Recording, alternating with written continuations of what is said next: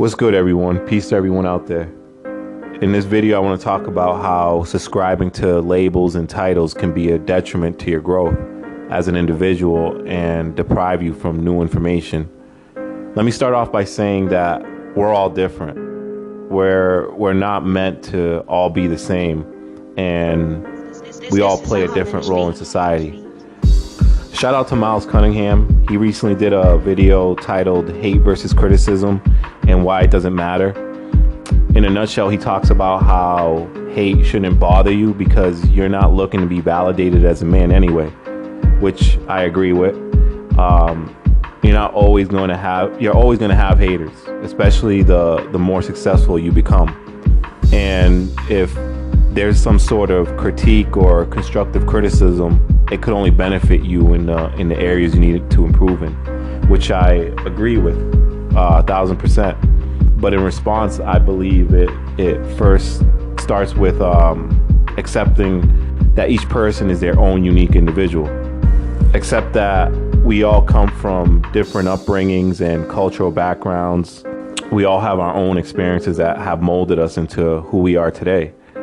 I see this a lot where people expect others to think just like them and like what they like. And if that's not the case, it's like, fuck you and your shit. You know what I'm saying? To the point of just discrediting those for having a difference in opinion. We're not all meant to be the same. Stop expecting it.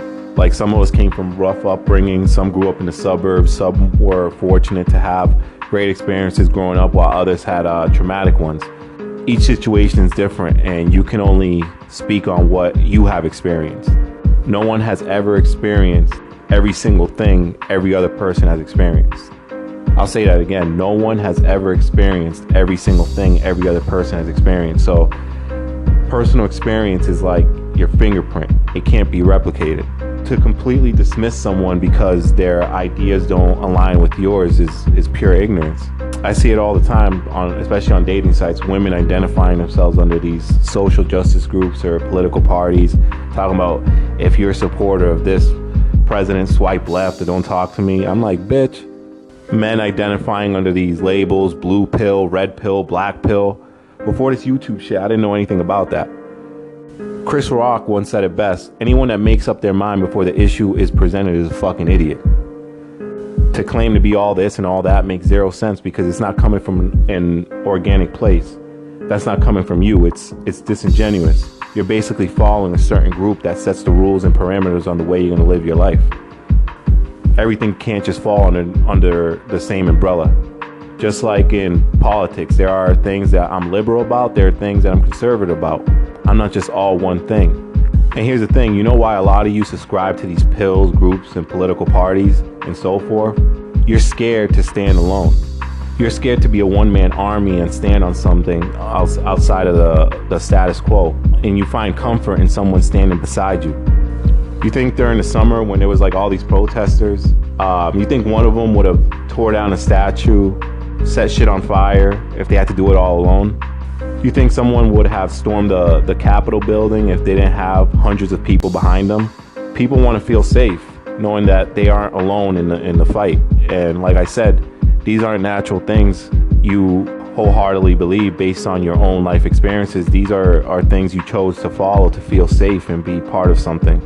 You know what I'm saying? So the next step is knowing who you are. The more you know yourself, the more you'll see that there's not one group out there that can completely define you. The more you know yourself, the more you are willing to accept the contrariety in things, whether you agree or disagree. Understanding that our strengths lie in our differences. We can all learn from everybody. Like I said, each person has had a unique experience that someone somewhere can relate to. Like, who can you learn more from? Someone who thinks just like you, or someone who can offer you a new perspective? Like, have you ever gave somebody advice and they said to you, oh shit, I never thought of it like that?